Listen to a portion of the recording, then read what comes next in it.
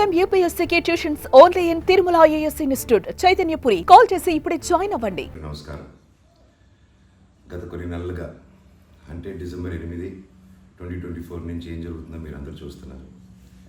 మీ అందరికీ my apologies, నన్ను క్షమించండి. ఎందుకంటే ఈ ఒక సమస్య నేను ఎవరి కోసం అయితే పోరాడుతున్నానో మా స్టూడెంట్స్ కోసం అండ్ మా కాలేజీలో ఆపోజిట్లో ఉన్న పని చేసుకుంటూ ఉన్న ప్రజల కోసం అండ్ వ్యాపారాలు చేసుకుంటున్న ప్రతి ఒక్కరి కోసం.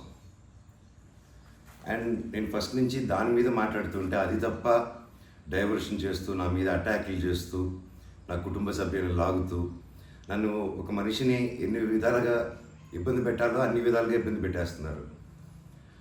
అండ్ భయపడతారు అనుకుంటున్నారేమో, అది జరగని పని, ఈ జన్మకి జరగదు. అది నేను తప్పు చేయలేదు. నా మీద, నా భార్య మీద దాదాపు 32 కేసుల వరకు వేశారు. 32 కేసులు ఢిల్లీ నుంచి వాళ్ళ మనుషులతో, తిరుపతి నుంచి, హైదరాబాద్ నుంచి, ఎన్ని కోర్టులు ఉంటే అన్ని కోర్టుల నుంచి, ఎన్ని కలెక్టర్ ఆఫీసులు ఉంటే అన్ని కలెక్టర్ ఆఫీసుల నుంచి, అండ్ అన్ని బోగస్ కేసులే. అండ్ అన్నింటికి నాది ఒకటే రిప్లై, ఎందుకంటే నిజానికి ఒకే వర్షన్ ఉంటుంది, అబద్ధానికి అన్ని వర్షన్స్ ఉంటాయి. క్లుప్తంగా ఈ మధ్య జరిగింది.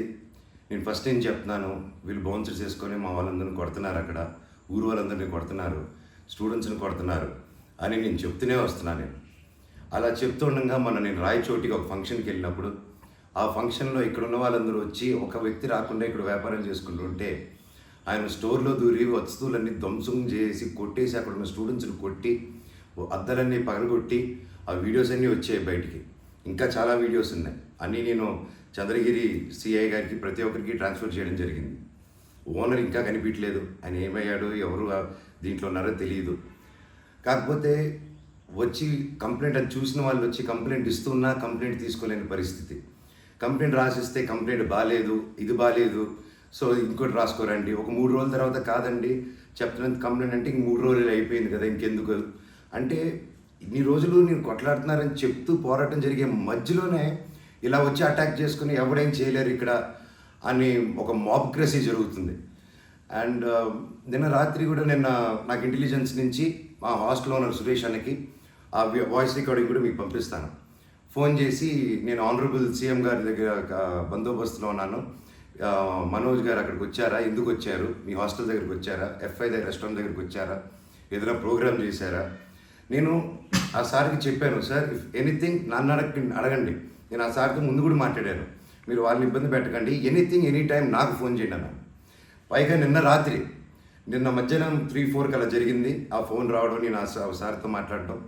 మళ్ళీ నిన్న రాత్రి నేను ఇక్కడ తెలిసిన వాళ్ళ రిసార్ట్లో ఉంటే ఇప్పుడు దాదాపు ఒక 15-20 ఇళ్ళు ఉంటాయి ఇక్కడ.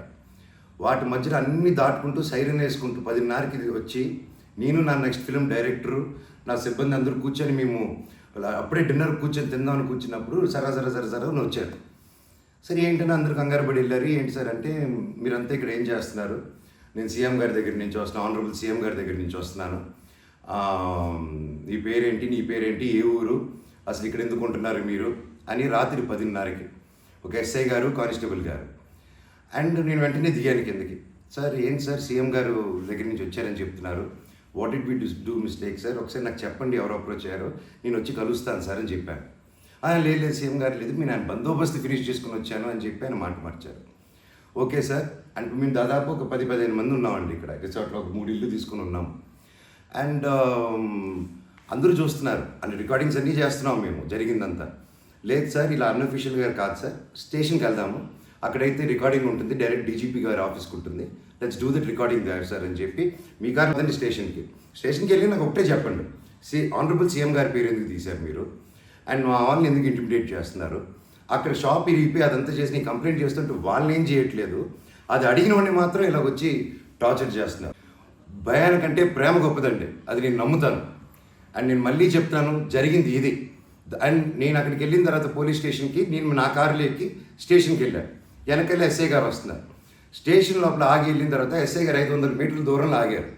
ఆగిన తర్వాత మా వాళ్ళు వెళ్ళి సార్ వెయిట్ చేస్తున్నారు, అన్నీ ఎందుకు వస్తానని కారు తీసి ఆయన వెళ్ళిపోయాడు, ఆయన కానిస్టేబుల్ గారు.